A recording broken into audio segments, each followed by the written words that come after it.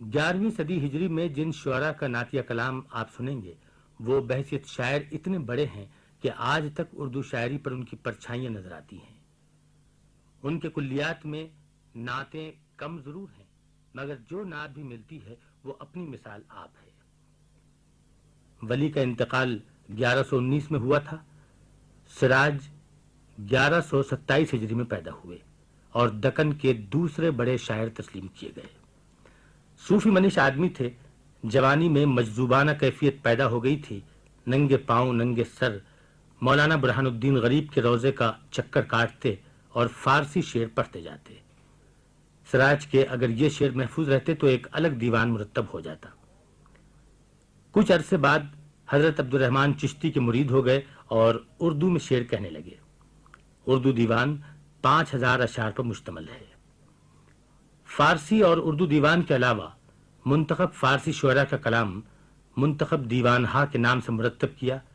एक मसनवी भी लिखी है। सिराज के कलाम में तसव्वुफ भी है और सोज़ो गुदाज भी। हल्का हल्का दर्द उनकी शायरी की सबसे बड़ी खुसूसियत है। जबान के एतबार से भी वो अपने अहद से आगे हैं।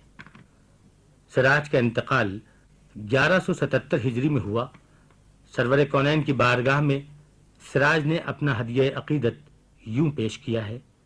नाम तेरा मतलए फहरिस्त है दीवान का।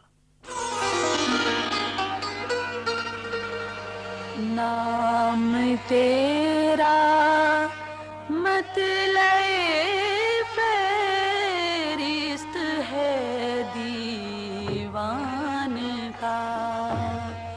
नाम तेरा मतलए फहरिस्त है दीवान का।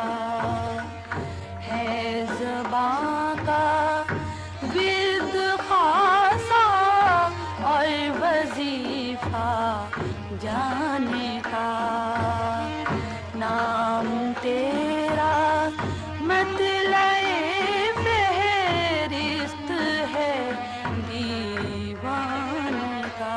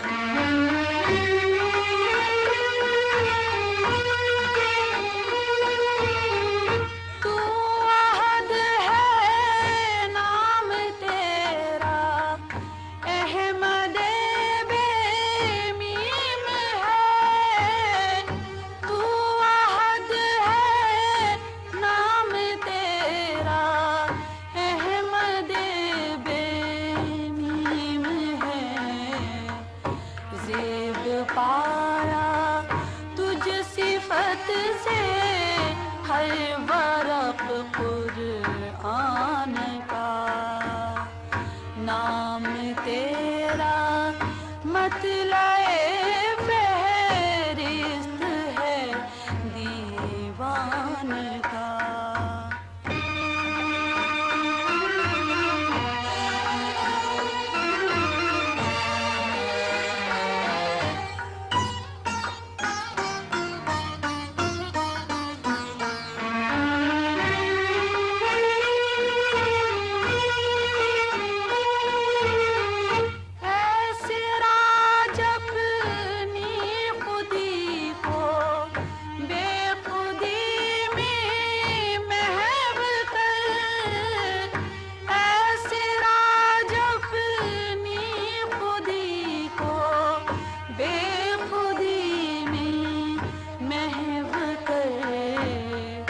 شغل جاری رکھ ہر ایک دم میں ہوول رحمان کا نام تیرا مطلع فہرست ہے دیوان کا ہے زباں کا ورد خاصا اور وظیفہ جان کا نام تیرا مطلع